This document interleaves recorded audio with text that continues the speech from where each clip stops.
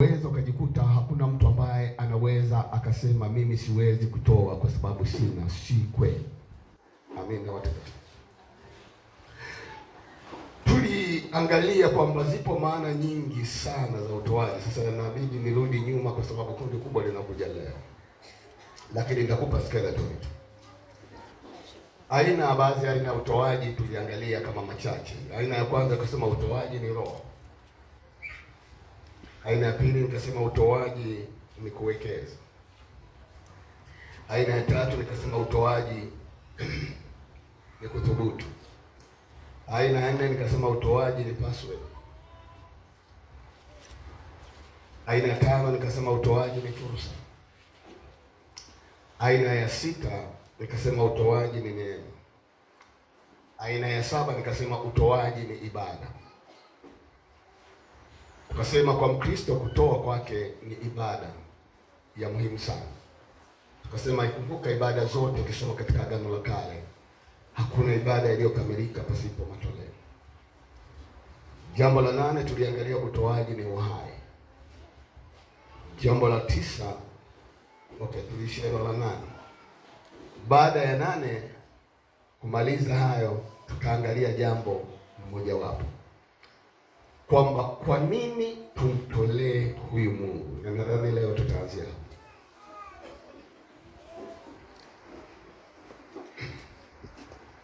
kwa nini tumtolee huyu Mungu. Ijumaa tulisema sababu inayotupelekea kumtolea Mungu ni ishara ya kuonyesha unampenda Mungu, na njia ya kuonyesha kwa nje kwamba wewe unampenda huyu Mungu, tukasema ni tendo la kuchukua hatua na kwenda kutoa. Hatuwezi tukaishia tu ndani ya mioyo yetu tukasema ya kwamba sisi ni watoaji, halafu hatuonyeshi ishara ya nje. Tukasema mtu yeyote ambaye ni mtoaji utamuona hata ishara ya nje kwa jambo lolote lile alilo nalo. Ayamkini hii ladha inawezekana karibu inatoweka ama haipo kwenye maisha ya Wakristo walio wengi. Nimeona mahali na mahali, na inawezekana hata asubuhi leo upo hapa, tunatembeleana wapendwa kwenye majumba yetu.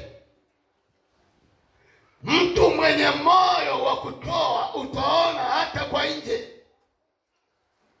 hata kama amekosa cha kutoa, hata mruhusu aliyemtembelea mpendwa mwenzake, ataleta maji kwenye kikombe ama kwenye glasi, atasema tumshukuru Mungu, halafu ataomba, karibu uyabariki haya maji uyanywe. Lakini leo hii labda hiyo ayamkini haipo miongoni mwetu. Kumbuka kule kutoa ni roho. Sasa likianzia rohoni linadhihirika nje kwa nje. Jamani, jina la Bwana libarikiwe. Jina la Bwana libarikiwe. Ndicho ambacho natamani kama kanisa la Mungu, tutakapokuwa na uelewa huo, tunaposema ni kuonyesha kwa nje, ni kupitia utoaji wa moyo, yaani wa hiari na wa kupenda. Maana yake tunatoa sababu tunampenda Mungu, sio kwa sababu ni sheria. Yaani tunatoa kwa sababu tunampenda Mungu. Yeye ni baba yetu, yeye anatutunza, yeye anatupigania, sio kwa sababu ni sheria, kwa sababu tunampenda. Ni kwa sababu nitumie lugha gani? Yaani niseme ni kwa sababu ya upendo. Upendo huu maana yake ni lazima uwe ni wa agape. Kama sio upendo wa agape, hatuwezi tukamlingana Mungu kwa namna ya kumtolea. Wale waliokuja leo mnaweza msinielewe. Maana wengi tunapozungumza swala la kutoa unalenga pesa, ni zaidi ya hiyo pesa. Amina watakatifu, amina watakatifu, amina watakatifu. Tunaposema lazima uwe na upendo wa agape, upendo wa agape ni upendo usiokuwa na sababu yoyote ile, kama vile ambavyo Mungu alitupenda bila sababu yoyote.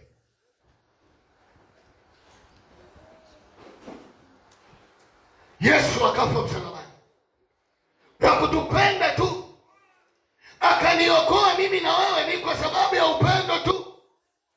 Tukasema upendo huu sio wa madai ya tamaa, kwamba naitoa ili nami nipate kitu kwake. Hapana, upendo huu utakusukuma kumtolea Mungu kwa sababu tu unampenda. Yaani kwa sababu tu unampenda, ile sababu ya kumpenda unajikuta automatically moyoni mwako unasukumwa, ule msukumo unaenda kudhihirisha kwa nje kwa maana ya matendo. Amen, amen, amen. Wale waliokuja Ijumaa nikaongea nao, nikasema, je, ni kitu gani unaweza kumzuilia Mungu katika maisha yako? Tukaona kwa pamoja kwamba utoaji ni moja ya kipimo kinachoonyesha unampenda Mungu. Tukasema utoaji wetu usukumwe na upendo na wala sio kitu kingine. Tukaangalia lile la Yohana, nadhani Yohana 4:9 pale. Yule msomaji anaweza akasoma kwa haraka. Yohana 4:19, sio 9. Yohana 4:19, neno la Mungu linasema, Petro na Yohana wakawajibu wakawaambia kwamba ni haki mbele za Mungu kuwasikiliza ninyi kuliko Mungu. Hukumuni ninyi wenyewe. Hello. Petro na Yohana wanajibu hoja. Maana yake wanataka watoe muda mwingi kwa ajili ya Mungu, wamsikilize Mungu kile anachosema na wao. Wanasema, je, ni haki tuwasikilize nyie, tuache kumsikiliza Mungu? Nisikilize kwa makini. Ni mara ngapi umeacha kumsikiliza Mungu ukasikiliza mambo ambayo ni ya muda tu, ni ya kitambo tu, yanapita tu? Hello. Tukaangalia kwa Ibrahim alivyomtoa mwanaye wa pekee, ile Mwanzo 22:1-7. Utaandika kwa wakati wako. Biblia inasema Abraham alikuwa na mwanaye wa pekee Isaka. Mungu akamdai huyo amtolee. Tunapofika mahali tukawa na wigo mpana wa kuelewa wa namna ya kumtumikia Mungu, wa namna ya kutoa, aisee, kuna raha yake isiyo ya kawaida. Nimemwona Mungu, nashuhudia mambo mengi. Amina watakatifu, amina watakatifu, amina watakatifu. Jambo la pili ni tendo la kumheshimu Mungu. Maana yake unapomtolea Mungu ni tendo la kumheshimu Mungu, kuonyesha wewe unamheshimu Mungu kiasi gani. Utaonekana kwenye utoaji wako, utaonekana kwenye matoleo yako. Huko nyuma tuliangalia kuna matoleo ya sifa, kuna matoleo ya kuabudu, kuna matoleo ya ibada. Kama hapa tulivyoenda, mambo yamefanyika hapa ni kwa sababu umeamua kutoa moyo wako na mwili wako, ukaitikia kwamba niko kwenye ibada. Ulipoitikia, nguvu za Mungu zikashuka. Kama ukukubali kujitoa, hayo mambo hatugeyaona. Hello. Hello. Hello. Hello. Hello. Kwa hiyo ni tendo la kumheshimu Mungu. Tunaposema utoaji ni tendo la kumheshimu Mungu, maana yake ni tendo la kumheshimu Mungu kwa alizotupa tumtunzie mali ulizo nazo. Mpendwa, nataka nikwambie, sio zako, sio zako. Hata kama ulitafuta wewe, Mungu amekupa ni nguvu za kutafuta, lakini sio zako. Naomba ulielewe hilo. Mali tulizo nazo sio za kwako. Saidia kuambia jirani yako,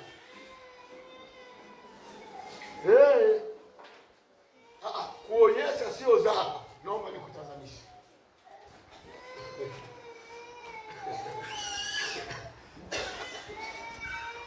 Miezi kadhaa iliyopita hapa, kuna mtu aliyekuwa tajiri wa hapa Msangani, sitaki kumtaja. Alifariki, alikuwa mtu wa watu. Kaondoka na sanda ya mita 3. Ameondoka na magari. Kaondoka na magari. Kaacha kuonyesha sio vyake. Maana vingekuwa vyake angezikwa nani? Naomba visikuchanganye hivi vitu vinapita. Mungu anatafuta roho yako. Roho yako ndio ya thamani mbele za Mungu. Wengi tumejaribu kwenye mioyo kwa sababu vitu hivi vinavyoonekana vya tule nini, tunywa nini, hivi vitu tunaviokota hapa duniani na tutaacha hapa duniani. Na Biblia ukisoma vizuri, Biblia inasema baada ya kumuumba mwanadamu akamweka akatawale. Anatawala juu ya nini? Anatawala juu ya vitu vya Mungu alivyovitengeneza ili mwanadamu ajipatie hapo riziki. Maana yake kwa lugha nyingine, sio mali yako. Wewe ni wakili tu, wewe ni msimamizi tu, na kuna siku huyo aliyekupa usimamie atakudai. Amen. Amen. Amen. Amen. Amen. Maana yake ni mali za Mungu. Maana yake Mungu aliye mwingi wa upendo ametupatia vitu vingi kwa ukarimu wake, si kwa sababu sisi tuna haki mbele za Mungu. Ni kwa sababu ya ukarimu wake. Wengi wetu tukitafakari maisha yetu, historia zetu, tulikotokea na mahali ulipo, aisee, unasema wewe ni Mungu tu peke yake. Na ndiyo sababu inayotufanya tumheshimu hata Mungu wetu katika matoleo mbalimbali. Haleluya, jina la Bwana libarikiwe.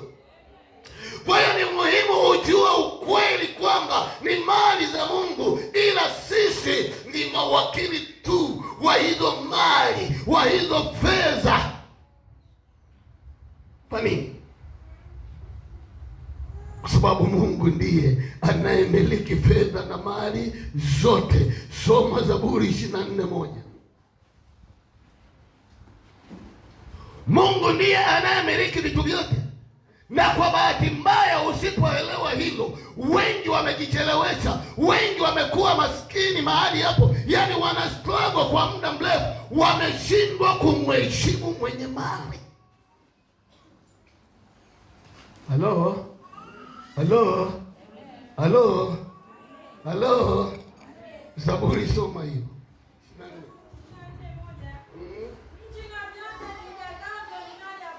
Anasema nchi na vyote viujazavyo ni mali ya nani? Maana yake hata mimi ni mali ya Bwana. Hakuna wakati tunaimbaga pambio, mimi ni mali yako Bwana. Uongo. Kama wewe ni mali yako, kwa nini hukuzuie? Endelea mama. Dunia na wote wakaao ndani yake. Maana yake unachokijua na usichokijua, unachokiona na usichokiona, vyote ni mali ya Mungu wetu aliye hai. Na ndio maana ukiingilia hii dunia kinyume cha maumbile yake, huwezi kupata. Lazima upate kanuni za Mungu ili uone kama mti mtende uliopandwa kando kando ya vijito, kila wakati una majani ya kijani kibichi. Wengi wetu ni kama maua, asubuhi yanachanua, mchana yananyauka. Hiyo kitu naikataa. Kuna mahali umekosea. Mungu akisema nitakuwa pamoja na wewe, nitakuwa pamoja na wewe. Amina watakatifu. Amina watakatifu. Amina watakatifu. Amina watakatifu. Amina watakatifu. Kwa maneno mengine, kila unachokitazama mbele ya maisha yako, maana yake ni mali ya Mungu. Iwe ni magari, iwe ni nyumba, iwe ni fedha, iwe ni miti, iwe ni madini mbalimbali na kadhalika, yote ni mali ya Mungu. Jaribu kutafakari. Yote ni mali ya Mungu wetu aliye hai. Hebu fikiri kama wewe ungekuwa mbunifu na ukafaulu kutengeneza mashine tu ya kutengenezea biskuti, unadhani ni nani angekuwa mmiliki wa hiyo biskuti? Halo? Hebu jaribu kufikiri kidogo tu.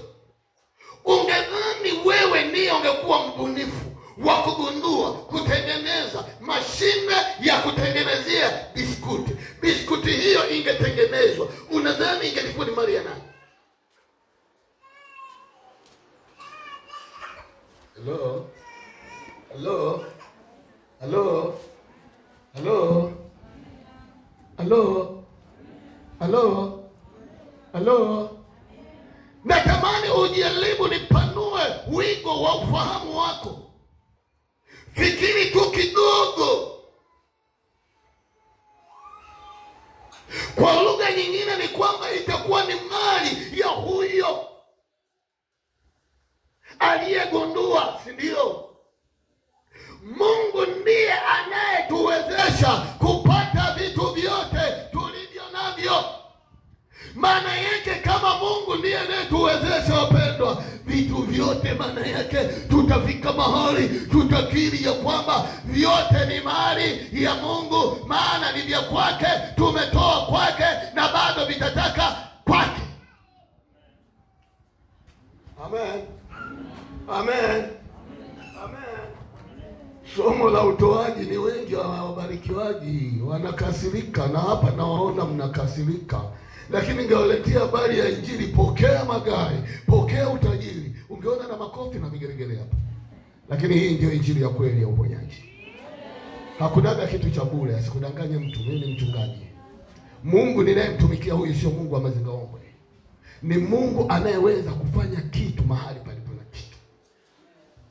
Hakuna kitu hiyo sahau. Mwanamke wa Sarepta yule mjane anaulizwa una nini? Anasema nina mafuta vidogo. Kupitia yale mafuta alijaza vyombo na vyombo na mapipa na mapipa. Musa anaulizwa una nini mkononi? Nina fimbo. Fimbo ilileta maajabu hadi Farao akainua mikono. Sio, unaelewa? Lakini Mungu anasema nitabarikia kwa kazi ya mikono yako. Sehemu nyingine anasema kila jambo utakalogusa kwa mikono yako.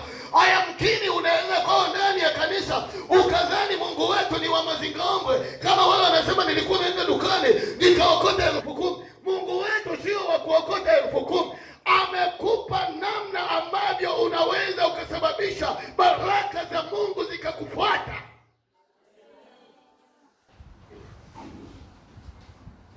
Paulo anasema nimesikia habari huko kwenu, kuna watu walio wavivu wanajishughulisha na kazi za wengine badala ya kushughulika na kazi zake. Kuna walokole nyakati za leo ni wataalamu, anatengenezea saa hizi, na sasa hivi mvua zinanyesha. Bahati mbaya sasa hivi ni nyumba za bati, maana zamani zile nyumba za manyasi inapofika saa 6 saa 7, ukijua nyumba hiyo wanapika chakula, maana anatumia kuni, utaona kwenye nyasi moto, yani moshi unafuka kule. Jamaa anaenda kutembelea, wapendwa, hodi, karibu. Bwana Yesu asifiwe sana, nimekuja kuwatembelea. Kumbe nini? Njaa. Akila hapa anasema nimemuona Bwana. Paulo akawaonya, akamwambia nimesikia habari wako wavivu kwenu wanayejishughulisha, yaani kazi zake hafanyi ila za wenzake anafanya. Na hii roho ninaikemea katika jina la Yesu. Amen. Haleluya. Maana yake utajichelewesha wewe kuweza kuona mkono wa Mungu ukibarikia kazi za mikono yake. Naomba tujikumbushe kidogo kwa Musa, Kumbukumbu la Torati 8:17 hadi 18. Soma msomaji wangu hapo haraka. Na mwingine afungue Mambo ya Nyakati wa Kwanza 29:12.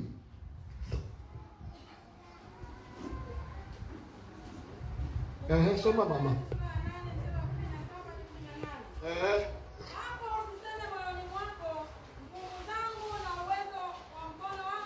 Anasema hapo, usiseme kwa uwezo wangu na kwa nguvu zangu za mkono wangu nimefanya mimi. Ukisema hivyo hutamtolea Mungu, hutamtolea Mungu. Nikueleze, hutamtolea Mungu.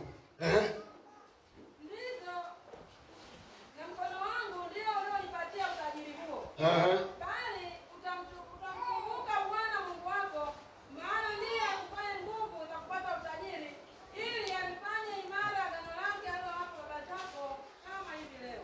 Maana yake hapa anasema vizuri kwa Musa, anasema usije ukadhani ni kwa sababu ya nguvu zako na kwa mkono wako. Anasema bali ukikumbuka na kujua kwamba Mungu ndiye aliyenipa, anasema utajua ya kwamba mimi ni Mungu ambaye nitafanya maagano na wewe. Maana yake ataimarisha, kama ni uchumi, kama ni maisha, Mungu ataendelea kukupa kibali. Maana yake umemheshimu huyu Mungu aliye hai. Nilitegemea angalau vigeregere, lakini hapo kataa. Woo! Haleluya. Nikueleza, usipomtolea Mungu, Mungu anajia utatoa kwingine. Tutafika huko. Tutafika huko. Tulia tu.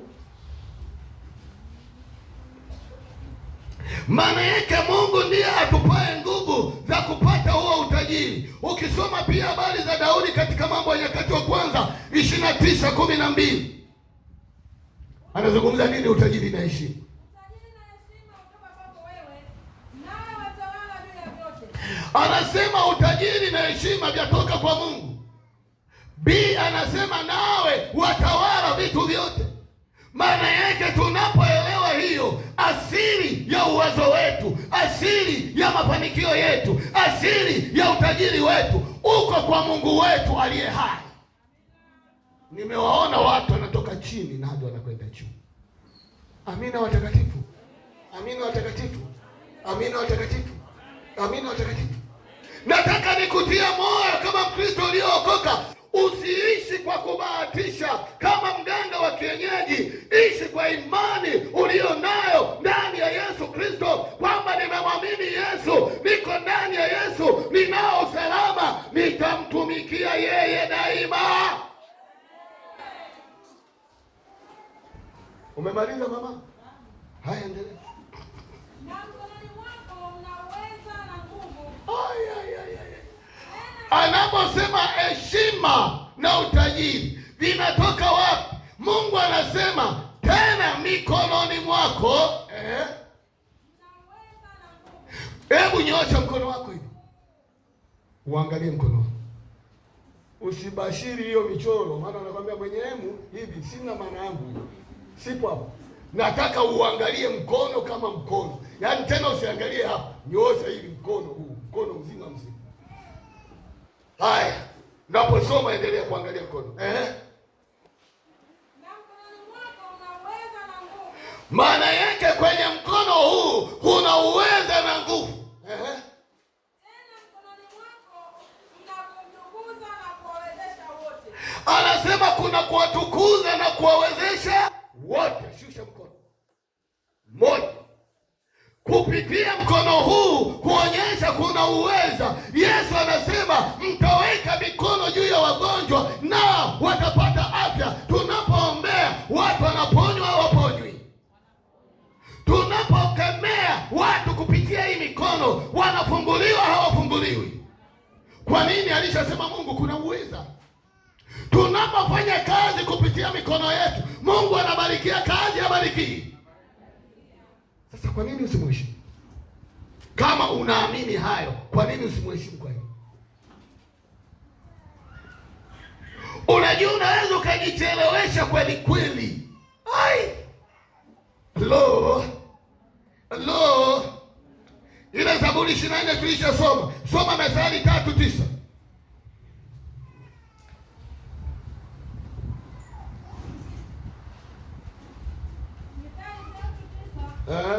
Mheshimu Bwana kwa mali yako na kwa malimbuko ya mazao yako yote. Kule kwenye Mambo ya Nyakati anaagiza. Hapa kwenye Methali anasema mheshimu Bwana Mungu wako. Kwa nini? Kwa mali zako zote. Na kwa nini? Wangapi tunafanya hivi? Kuto kukaa sawasawa wewe na Mungu, kuna hatari ya kuwazuia hata walioko nje wasije kwa Yesu. Naomba nikueleze, huwa natoa ushuhuda kila wakati nikiwa pale Arusha Ngaramtoni. Kuna mtega mmoja alikuwa anapika kitimoto pale. Tunaelewa mambo ya chuoni ndugu, weekend mkienda kula kitimoto unamshukuru Yehova kweli kweli. Kwa hiyo tunachangiana watu 4 5, siku nyingine hauna wanakubeba mwende. Yule jamaa akajua ni wachungaji. Akasema, "Nyinyi wachungaji, aisee, ombeeni biashara yangu. Ombeeni." In fact alikuwa ameokoka. Jamaa tukienda pale tunadhani tunalipa, anasema nyie maombi yanatosha, msilipe.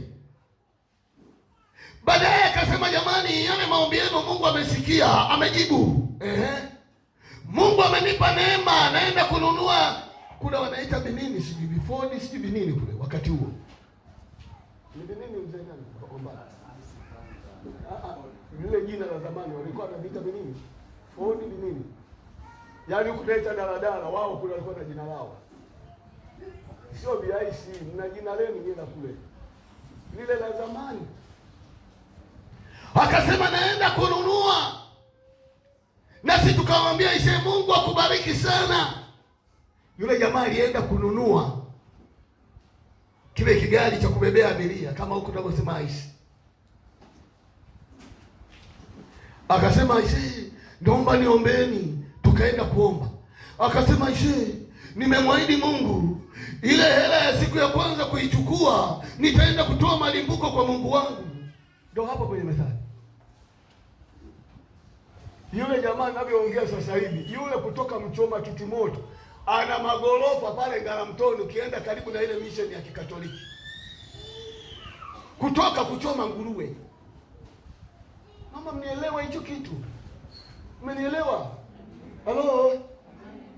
Maana yake alimheshimu Mungu kwa malimbuko ya kwanza. Tutafika huko mbele, tutafundishana.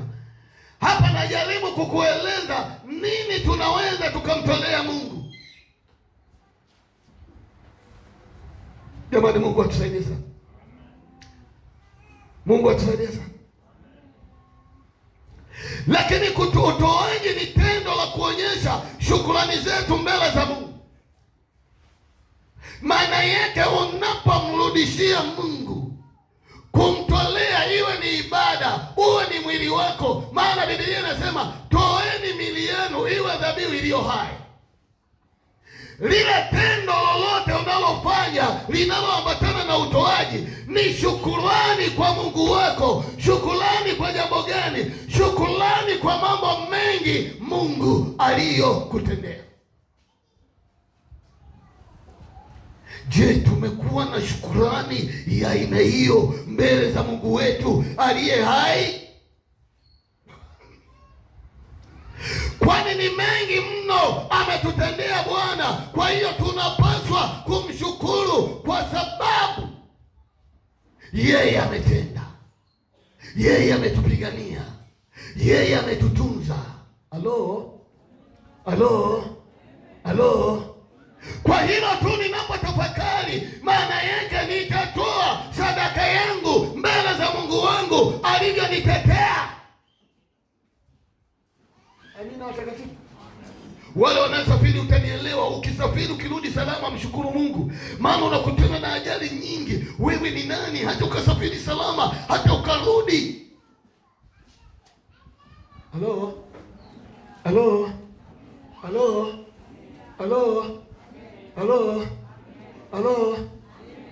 Huyu mchungaji mwenzetu aliyepata ajali ya gari akasombwa na maji kidogo tu yanafika hapa.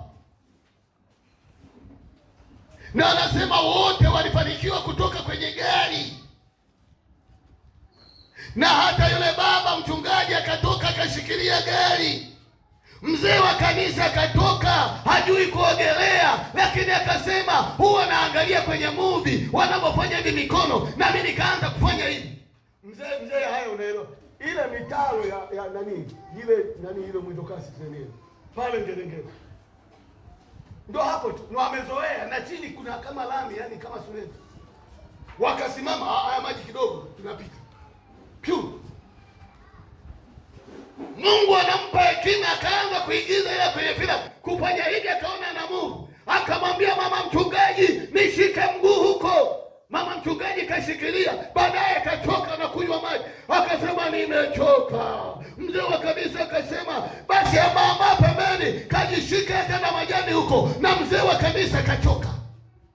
Mchungaji wanamuona yuko juu ya bonnet ya gari. Na yuko yani imebinuka hivi. Yuko yani chini huko juu. Mchungaji kang'ang'ania gari. Mzee wa kanisa kawai kakimbia, maana alishafika pale station. Jamani, kuna ajali, kuja pale. Mama mchungaji hoi kapoteza fahamu. Kimbiza hospitalini, weka madripu. Tafuta mchungaji, hawamuoni kutoka saa 1:10. Wanakuja kumuona saa 5 usiku. Wanampata yuko hai, lakini yuko hoi. Sasa sijui alikuwa hawana elimu, hata mtu aliyekunywa maji wapige na mchanga. Wanakimbiza hospitalini, ameenda kufia hospitalini, lakini maji yanayofika. Sasa fikiria, walikuwa ndani ya gari, wamefunga milango, gari kitendo cha kufungua milango na wale wale ulidondoka. Jamani, si ni Mungu hapa? Kwa nini usimtolee Mungu sadaka? Halafu tunaenda tena tunarudi daraja lile la Ngerengere na lenyewe limeliwa. Akasema hamna kupita. Piteni sanga sanga. Tunapita sanga sanga, kule maji yamejaa. Ila daraja sasa la jeshi ni imara. Ila bwana nani hapa? Nikamwambia askofu, hapa tusali sala ya mwisho tujitakase. Mmoja anaweza katwaliwa hapa, kaza wewe mtenda usiseme hivyo. Sasa lile daraja unatembea linalia, unadhani linakatika. Ni maji hili.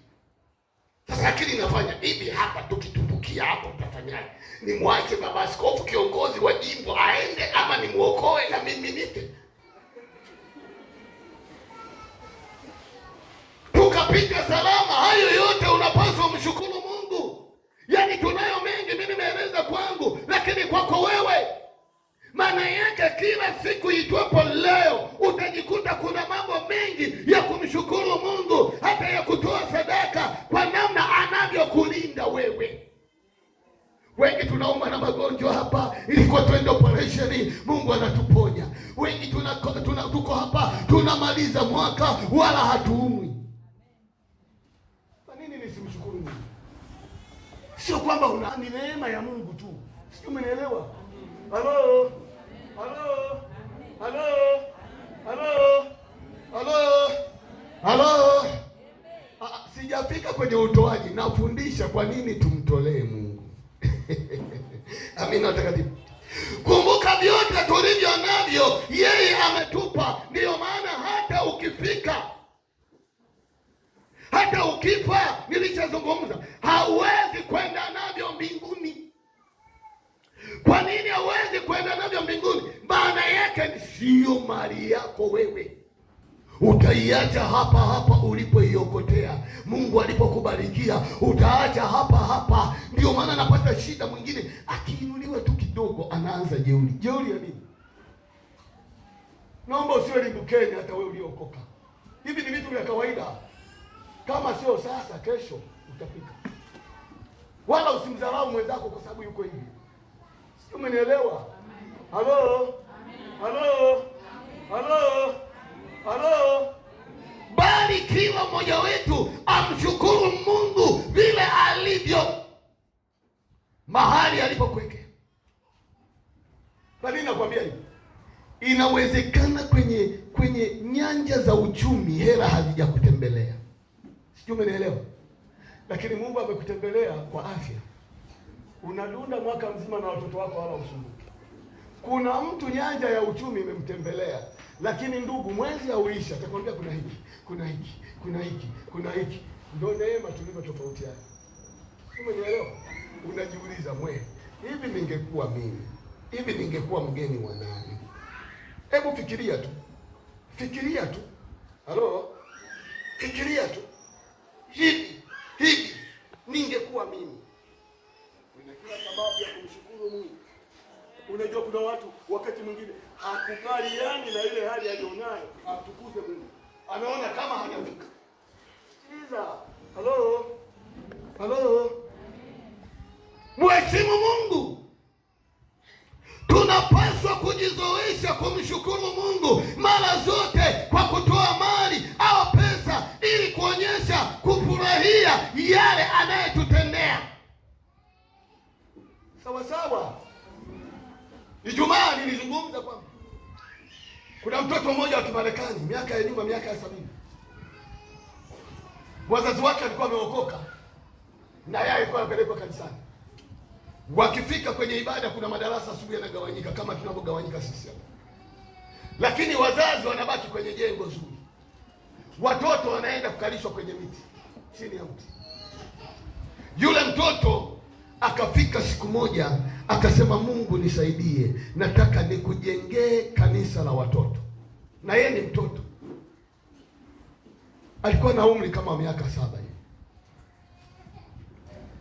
Anamjengeaje? Yule mtoto akasema, ile pocket money wanayonipa wazazi. Sio miaka 7, miaka 5. Wenzetu kule Ulaya watoto wa miaka 5 ana ufahamu hali ya juu kuliko sisi. Anapewa na wazazi, akasema nitakata nusu kwa nusu. Nusu ndaitumia kwa mambo yangu, nusu ndaiweka kwa ajili ya kujenga kanisa la watoto. Na aliweka kwamba hiyo hela ya kutosha kujenga kanisa la watoto ingalichukua miaka karibu 20 ama 10 na kitu. Anasema yule mtoto akaanza kujiwekea. Wazazi wake hawajui. Wenzetu wazungu wanaenda na kumbukumbu. Akachukua notebook akawa anaandika pale, anaweka kwenye bahasha, anaweka kwenye drawer yake. Ndani ya miezi 6 yule mtoto akafariki. Baada ya kufariki, msiba ukaendelea, wakazika. Sasa wanakusanya vitu vya mtoto wao aliyefariki. Wanaenda kukutana na notebook, maono aliyoandika mtoto. Akasema ameandika yeye atajenga kanisa la watoto. Pesa anapata wapi? Mara wakakutana na bahasha ina pesa. Ile bahasha imeandikwa, bahasha hii ni ya kujenga kanisa la watoto. Maana aliona watoto wenzake ni kama wamezalauliwa, hakuna mtu mzima anayekumbuka hilo jambo. Yule mwandishi anasema wale wazazi, moto ukazuka kupitia mtoto wao, kwamba kumbe huyu mtoto alikuwa na maono mazuri. Sisi watu wazima hatukuwa na maono. Wale wazazi wakachukua maono ya mtoto wao kuwa ni ya kwao, wakaenda kwa mchungaji kwamba mtoto wetu alikuwa na maono haya na haya, ajenge kanisa la watoto. Lakini sasa Mungu amemchukua yale maono yake, tunaendeleza. Mchungaji naye akasema, kumbe alikuwa maono hayo, hata kanisa tulikuwa tujui. Tunaungana pamoja. Ndiyo mwanzo wa makanisa ya watoto kujengwa.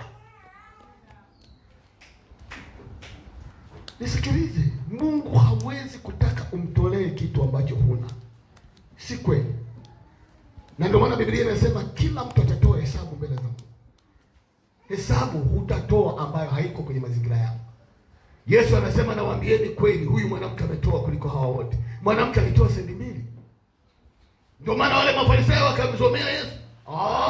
Yesu, huyu mwanamke tunamjua ni masikini, atawezaje kutoa kuliko sisi wenye majina? Mwanamke alitoa sendi 2, ndiyo aliyokuwa na uwezo nayo kwenye mazingira yake. Wale wengine hawakutoa kulingana na uwezo Mungu aliyekuwa amewabarikia. Na ndio shida tunayoipata hata ndani ya kanisa nyakati za leo. Mimi naamini kila mtu angetumia nafasi ya neema ya Mungu aliyompa, kanisa hili tungekuwa tunaongelea finishing ya plaster ndani. Lakini kila mtu ni kama haimhusu. Sijui ule usemi wa huko nje anasema hii sio kazi ya kanisa. Maana yake umeona kazi ya kanisa haina mshahara, haina malipo. Nikwambia kuna baraka kumtumikia huyu Mungu. Kuna baraka kumtumikia huyu Mungu. Amina watakatifu. Amina watakatifu. Amina watakatifu. Amina watakatifu. Mfano, amekupa afya, amekupa mume, amekupa mke, amekupa watoto, amekupa kazi, umefaulu masomo, huduma yako imepata kibali, umenunua gari, umejenga nyumba, ayayaya, na kadhalika na kadhalika na kadhalika. Hayo yote wewe ni nani? Kwa nini nisimshukuru Mungu? Kwa nini nisimtolee Mungu? Unataka uniambie mimi nilikuwa na akili kuliko wengine ndio maana nikafanikiwa hapo? Hapana, ni Mungu tu kwa upendeleo. Halo, maana yake nitakuwa na kila wakati na sababu yoyote ya kumtolea huyu Mungu wangu aliye hai. Maana yake hakikisha unamtolea Bwana sadaka ya shukurani. Zaburi 116:12 hadi 17 anasema nimrudishie nini Bwana? Soma hilo andiko. Nimrudishie nini Bwana? 116:12 hadi 17. Tutafute habari kwa mwandishi wa Zaburi hapa. Na somo la asubuhi kwa anasema kutafuta habari kwenye jamii. Sasa tunatafuta habari kwa mwandishi wa Zaburi.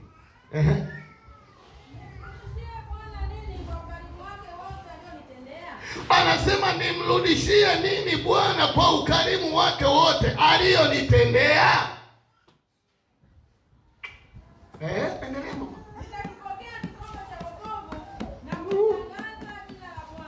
Anasema nitakipokea kikombe cha wokovu. Matokeo yake anasema nitalitangaza jina la nani? La Bwana. Unalitangazaje? Kuna kumtangaza Yesu kwa aina nyingi sana. Umenielewa? Ukimaliza hili jengo umemtangaza Yesu. Hakuna binadamu asipopenda kuabudu mahali pazuri. Umenielewa?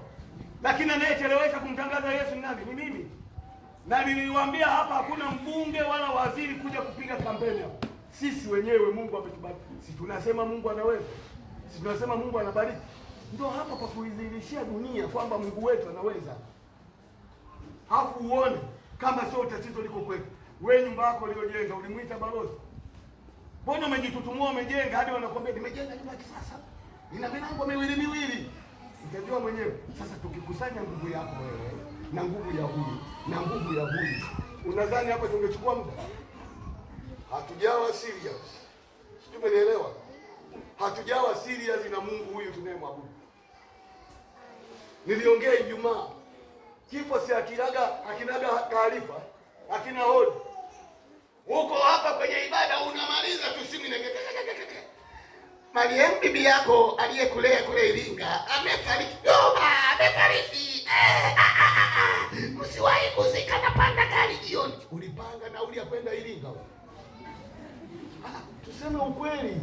Yaani sisi tunatumikia vitu visivyokuwa na uhai. Vyenye uhai tunaviacha. Sina maana kwamba ni vibaya, lakini havina uhai mbele za Mungu. Kama tunaweza tukafanya hiyo mipango, turudi hata kwa Mungu wetu aliye hai, tukatumia bidii hiyo.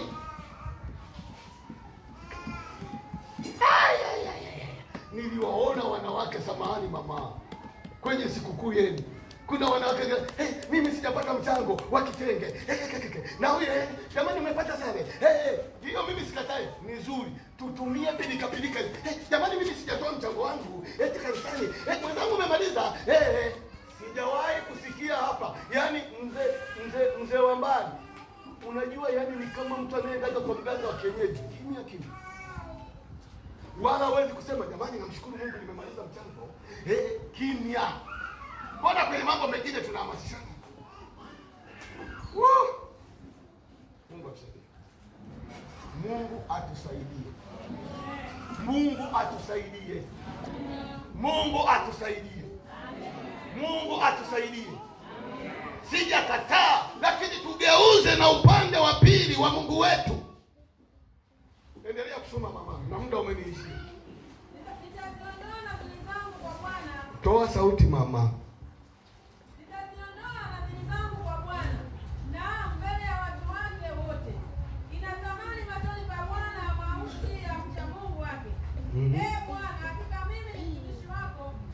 Hapo kwanza huko kwingine usiwatafunie kwa tatizo. Anasema ina thamani nini? wacha Mungu wake. Maanake hata mauti wewe ukifa mbele za Mungu una thamani, sio kama mtu ambaye asiyekuwa mcha Mungu. Soma Zaburi 92 hapo, 92 nadhani mstari wa kwanza. Soma.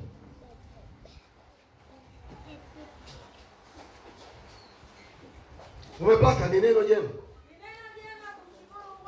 Ni neno jema kumshukuru Bwana na kuliimbia jina lako ewe uliye juu. Anasema ni neno jema kumshukuru Bwana. Ngoja ninyamaze hapa.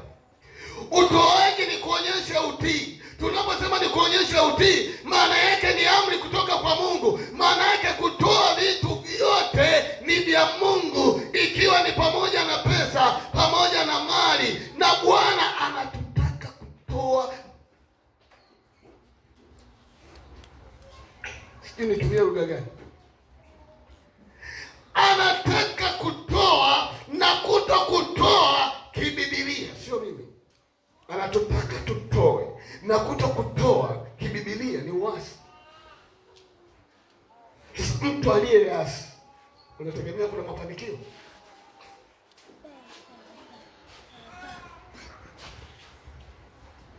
Unategemea kuna mafanikio?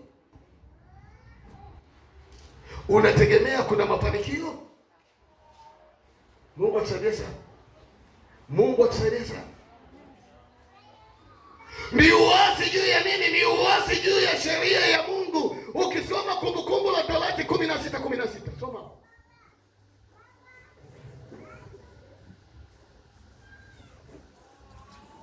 Kumbukumbu la Torati 16:16, mara 3 kwa mwaka hawatokee wanaume wako wote mbele za Bwana Mungu wako, mahali atakapopachagua.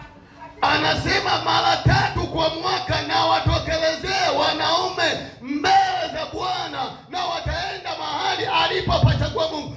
Hilo andiko kwa taifa la Israeli, walikuwa wao wanawaelewa wanaume sio wanawake. Ni kama walikuwa na mfumo dume fulani. Nimeelewa?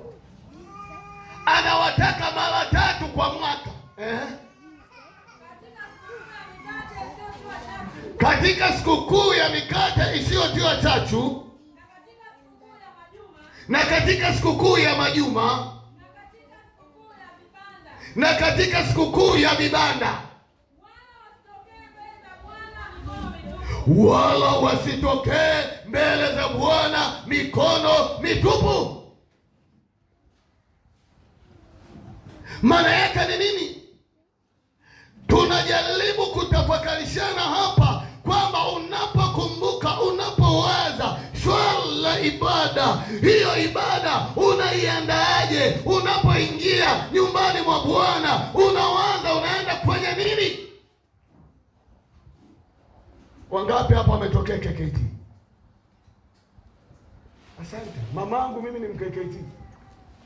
Alikuwa hadi leo asipokuwa na sadaka haji kanisani. Sasa utakujaje nyumbani mwa Mungu sina sadaka? Sisi tuliokuwa Mungu anaangalia moyoni. Wewe twende akugomea haji. Na mimi nikiwa mdogo ndugu, nikienda KKT naona kuna mahindi madhabahuni. Siku nyingine anachukua mayai.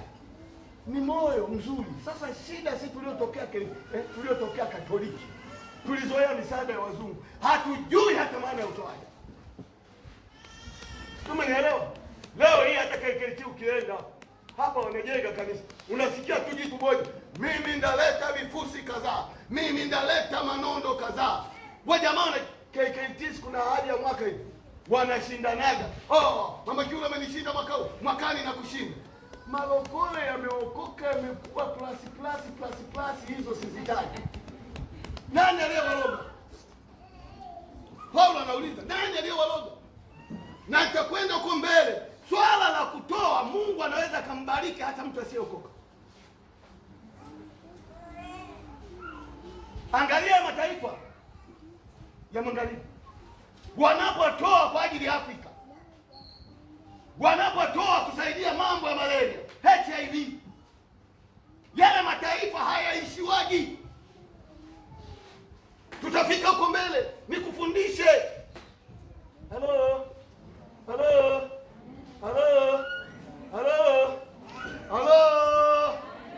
Wewe niitikie tu basi.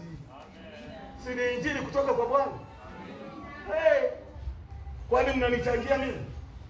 Nyie hata siku moja sijawahi kuomba hela mnichangie. Mimi hapa nafundisha tumtolee Mungu, tumlingane Mungu hata kwa nyumba yake. Siku moja mimi naweza nikahamishwa hapa. Nyie mtabaki hapa kanisa lenu na watoto wenu, lakini mimi nikiondoka nimeacha alama. Na wewe basi ukienda mbinguni uache alama hapa. Ama ukaolewa kule Nyakato Mwanza, uache alama hapa kwamba nilimtumikia Mungu hivi na hivi. Halo. Halo. Halo. Halo. Ai. Umemaliza hapo eh? Tuangalie kwa nini tumtolee Mungu. Tunamtolea Mungu kwa sababu kazi ya Mungu iendelee. Maana yake kama hatutamtolea Mungu, kazi ya Mungu haitaendelea.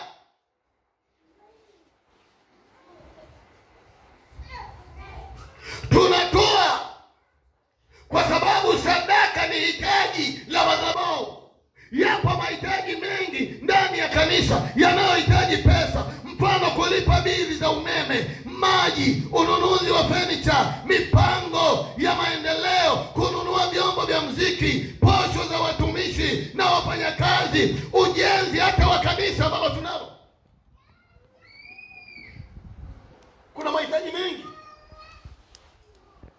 Amina. Amina. Amina. Amina. Yaani nyie mngeelewa, ningekuwa na uwezo ningetoa ile roho niliyo nayo niwachomekeze. Yaani mimi napenda hapa tungepabadilisha. Unajua walokole tumezalauliwa sana, hiyo kitu nimeumia sana. Miaka nyuma nafanya kazi serikalini, tumeenda kunywa chai kantini, anamtania mwenzake. Amevaa viatu, nakumbuka vilikuwa vyeusi. Anasema aisee, mbona umevaa viatu kama vya walokole? Sasa nikiangalia kiatu anachosema kama cha walokole, yaani kule mbele kimepanuka kidogo, hapo kimekaa hivi. Yaani kama mdomo wa kambale. Sasa nikasema ina maana sisi walokole hatujui kuvaa. Ndio maana mimi toka wakati huu swala la kuvaa niko makini kweli kweli. Maana kumbe wanatudharau. Ndugu, Mungu akikubariki vaa vizuri. Mungu akikubariki jenga. Sijui umenielewa? Mungu akikubariki oga vizuri. Mungu akikubariki kupaka mafuta, paka vizuri. Huko nje wanatudharau, wanatuona sisi kama hazimu. Wakati tuna Mungu aliye hai. Ndio maana nikiamua kufanya jambo la Mungu, mimi sifanyi kitoto. Sijui umenielewa? Tukiamua kufungua kanisa huko, hatufungui sisi na miti, nguzo za miti. Tutajenga kwa bloku. Ndio maana hata kule Madina tulijenga lile kanisa. Kwa nini muanzie kwenye miti? Kwa nini muanzie kwenye mabati? Nasi tuna Mungu aliye hai. Maana yake mlikuwa mjajipanga nyie. Mungu sio wa nyolonyolo, sio wa vitu vidogo vidogo. Nisikie amen basi. Amen. Amina. Ndio maana natamani tutoe hata sadaka ya jamii. Hawa watoto watalikumbuka nini kanisa? Watakuja kulisemelea nini baadaye? Kuona nafasi ya kanisa kwenye nchi. Hamu wakumbuke hata viudi, hamu wakumbuke hata vichai, hata vijuisi. Na makanisa mengine wanafukuza watoto. Ole wako wewe mtoto anakuja hapa mbele. Toka unamchapa. Umchape wapi? Anakimbilia madhabahuni, ndio mahali sahihi. Unajuaje anaweza kama mchungaji hapa? Umenielewa? Nikuone. Unajifanya wewe unajua kulea watu kanisani. Mbona wewe nyumbani wageni wamekuja umewaletea soda, mtoto anaenda. Mama anapendaga soda kama hii. Lea kule nyumbani kwako kwanza. Hapa wako nyumbani mwa Bwana. Mtoto yuko huru anaserebuka. Wewe umekaa kama mshumaa wa kanisa fulani. Maana yake nini? Naomba acheni mambo yenu nyie. Waacheni, hawa ndio wenye kanisa. Yaani hawa kwanza mimi hawajapinda hawa. Ni mishumaa ambayo inawaka. Wewe mshumaa uko nusu na kesho. Kwanza umeokoka utu uzima. Una mambo yaliyoshindilia ya udini. Huyu yuko fresh, yuko hapa. Umenielewa? Umenielewa? Kama ni mshumaa umewaka huko nusu. Kama na miaka 20. Maana yake una miaka ya kuishi mbele, aidha 60 au 70. Nayo ni kwa neema ya Mungu. Kwa nini mimi nisingangane nao? hawajaharibiwa huko mbeleni ubongo wao. Tupandikize vitu vya msingi. Kama kuna vitu vya kuwekeza, mimi ndo kwa hawa. Ndio maana nimewachagua hawa watoto wawe wazee wangu wa kanisa. Umenielewa? Mzee, haya si umri unaenda na. Tusemezane ukweli. Nataka ukimbie mahali fulani. Ndakutuma wewe ni mtume na Jafeti. Mtashindana kukimbia sasa hivi pamoja na mazoezi yako. Hamna kitu. Ndio maana unachanganya, hao ndio wenye kanisa. Umenielewa? Halo. Halo. Kuanzia leo muheshimu hao waheshimiwa. Sawa jamani? Muwaheshimu. Na saa hizi wanalala kwa sababu mahubiri yenyewe watu wazima. Ningehubiri mahubiri yao, nikaweka na kikatuni hapa kinacheza, hakuna kama angelala. Lakini na wahubiri nyie nikafanya hivi, mchungaji yule mchekeshaji tu, mwigizaji tu. Kwa inabidi niliache kundi moja nije kwenu tu. Matokeo yake jamaa wananiombea. Haleluya. Na hapa tuna walimu wao ambao wana mbinu zao. Maana yake tungewawekea kanisa lao na vyombo vyao. Sasa vyombo hawana na wenyewe wanapenda muziki kama unavyopenda wewe. Naomba hicho kitu tukiangalia sana. Sasa hayo mambo hayatokei kama uyoga. Inabidi tutoe. Sawa sawa jamani. Haleluya. Haleluya. Haleluya. Haleluya. Haleluya. Haleluya. Kwa kweli muda umenikimbia, na hapa natakiwa kwenda kwa askofu kuwasimika wachungaji.